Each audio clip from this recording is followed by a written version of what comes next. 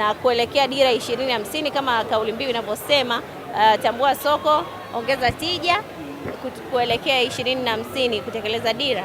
Na sisi tumeenda kidigitali. Sasa hivi tumetoka kwenye habari za makaratasi.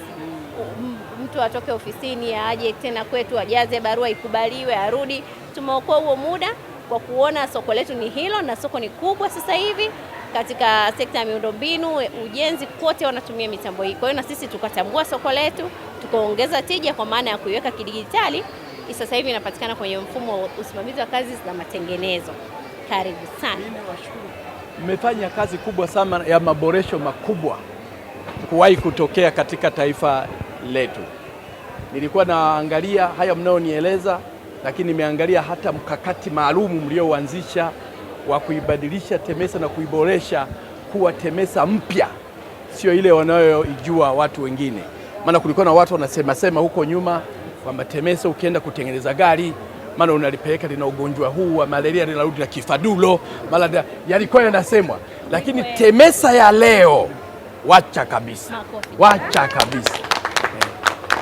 Mkakati wenu mliojiwekea hapo mlipofikia, kanyaga pale pale, msirudi nyuma. Maana tumeona mpaka sasa hivi kama ulivyosema teknolojia, sasa magari yanatengenezwa kimifumo. Tunaona kuna mfumo wenu mmeutengeneza mzuri wa matengenezo wa MUM, mfumo ambao hata mtu ataka kutengeneza gari yake inaingia kwenye system, haiji kiholela kwenye system. Hata mimi nikiwa ofisini nikiingiza na iona gari ile ya Kagera inaingia TEMESA.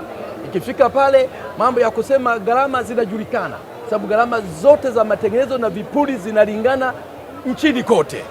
Mtu sasa mkadiriaji, utengenezaji ni swala kusema nitabadilisha kipuri hiki, labda nitaweka filter, nitaweka piston, nitaweka nini. Gharama za gari ile za hizo vifaa kama ilivyo Tanzania zinajulikana, wala sio mkadiriaji anajikadiria mwenyewe.